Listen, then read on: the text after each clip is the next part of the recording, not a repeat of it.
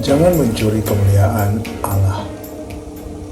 Ia harus makin besar, tetapi aku harus makin kecil.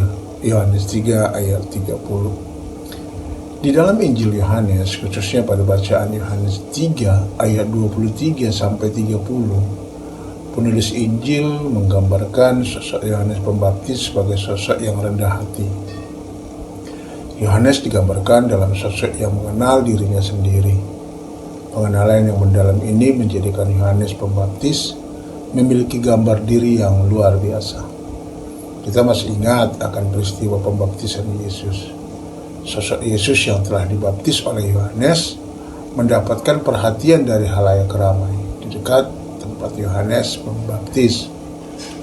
Alhasil banyak orang datang kepada Yesus, dan hal ini membuat murid-murid Yohanes Pembaptis datang dan bertanya tentang hal ini. Yang menarik di sini adalah bagaimana Yohanes merespon pertanyaan dari pengikutnya. Dengan menyatakan bahwa segala sesuatu yang ada di dalam hidupnya adalah pemberian dari sorga. Dan mengapa Yohanes Pembaptis menggunakan kata sorga? Untuk menyatakan setiap hal yang ada di dalam hidupnya. Perlu kita lihat bahwa Yohanes Pembaptis menyatakan juga kepada para pengikutnya bahwa dirinya bukanlah Mesias, bukan seorang yang ditunggu untuk pembebasan bangsa Israel, melainkan hanya seorang pembuka jalan yang diutus untuk mendahului diri. Ungkapan segala sesuatu yang ada di dalam dirinya merupakan milik pemberian Allah, menunjukkan sikap Yohanes bahwa apapun yang ada di dalam hidupnya bukan hasil usahanya, melainkan pemberian Allah yang di sorga. Yohanes justru menyatakan dirinya bukan siapa-siapa dibandingkan dengan Sang Mesias. Ada usaha membawa orang untuk mengenali dirinya bahwa dia Yohanes bukanlah siapa-siapa. Sebagaimana dia mengenal dirinya sendiri, hal ini semakin dikuatkan di ayat 30. Ia harus makin besar, tetapi aku harus makin kecil. Memilih untuk merendahkan diri dan membiarkan setiap bagian dari hidupnya sebagai pengingat akan kemuliaan Allah bukanlah pilihan yang mudah. Memilih untuk dilupakan dapat menyakiti ego manusia. Inilah jalan hidup yang dipilih oleh Yohanes Pembaptis. Dia memilih untuk dilupakan agar tidak menumpang pada kemuliaan Allah. Dia meletakkan hidupnya pada titik tersebut karena dia mengenal dirinya adalah milik Allah. Setiap kerja kerasnya merupakan bentuk ungkapan syukur atas anugerah Allah.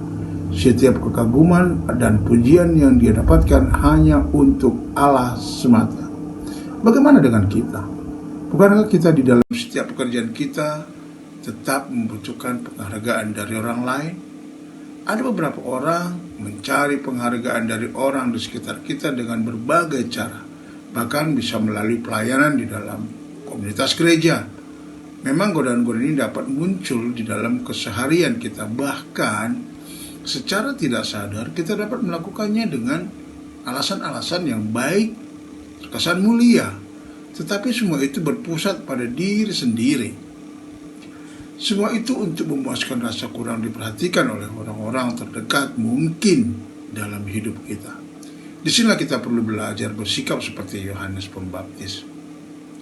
Kita berhenti menempatkan rasa kurang diperhatikan sebagai tujuan memuliakan diri sendiri.